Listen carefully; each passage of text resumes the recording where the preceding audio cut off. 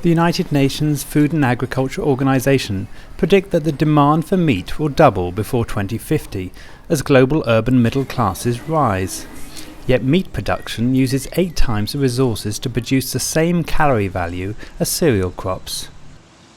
In the preceding parts of this series, I have made the case that Asian populations are rising faster than food production, and that if nothing is done, we are on course for a future food crisis. In this part, I investigate the role of markets and governments in managing access to food.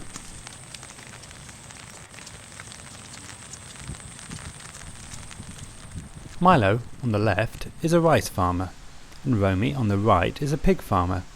Both live and work within a kilometre of each other in Santa Maria, a small village about 1 hour's drive north of Manila in the Philippines.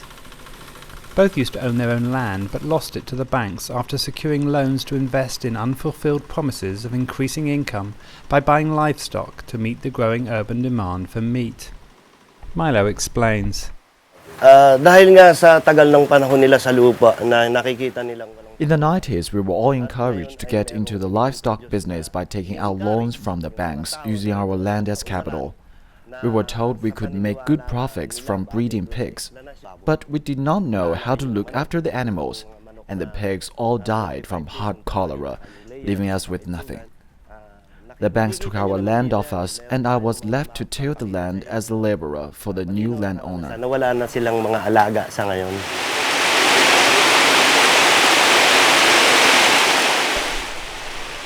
Milo's animal compounds now lie empty. Romy, however, has stuck with raising pigs. I was a rice farmer, but the income I had was not enough to sustain my family, so I was persuaded to try the livestock business. I sold my land and invested in cows, but that failed, so then I tried pigs. They all died from disease, and I was left with nothing. So now I am a contract farmer for a large corporation. Both Milo and Romy were attracted to farming animals by the market, which promised better returns for their work, but now look to the government to help them regain their land and go back to producing rice. Sitting in a small damp office with the camera wet from a day on the farms, I spoke to 2 Filipino activists, Reni Salza and Amando Jarilla, who campaigned for a fair balance between the market that can give the farmers a motivation to increase production and a more involved government who can safeguard the basic right to food for the Filipino poor. Well, one of the elements that would contribute to a food secure nation or community is good governance. That's the role of government. Relating the issue of good governance to distribution of land is very crucial because in the Philippines we have laws, we have policies that tries to encourage the distribution of these lands, whether public or private, to poor people, to farmers and indigenous people. The idea is that if they have access and control over this land, then it would address poverty. It will increase their income, and therefore it will alleviate their situation into the poverty situation. So it's a good policy, it's a good law, but the question is it implemented well? Now, it's also about technology.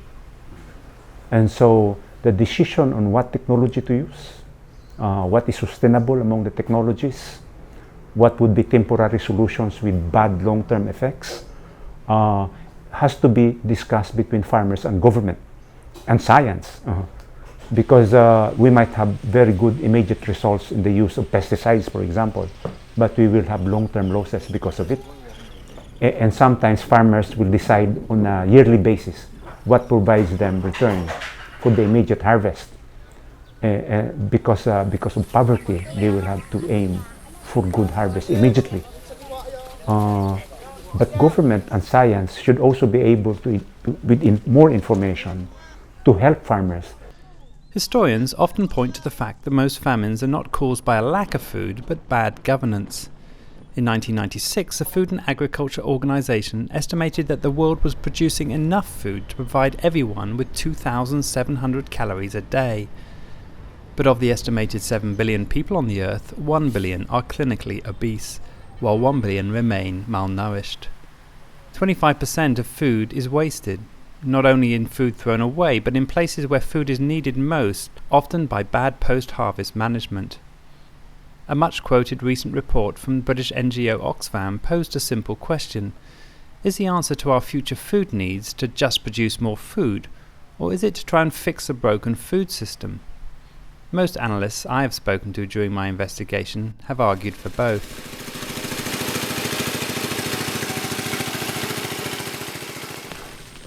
As I leave the farm, Milo tells me he has heard the land he used to own, and now tills for a landowner, will soon be turned into a golf course, leaving him uncertain for his future, and the Philippines, with rising populations, reduced rice production. Having lost their land, both farmers are now clear on what they see as their priority. Yun nga yung nakakalungkot. I still see rice as being more important than meat, as most people in the Philippines can't afford to eat meat. But the problem is that most of the land is owned by the wealthy, who do not always know how to get the best from the land.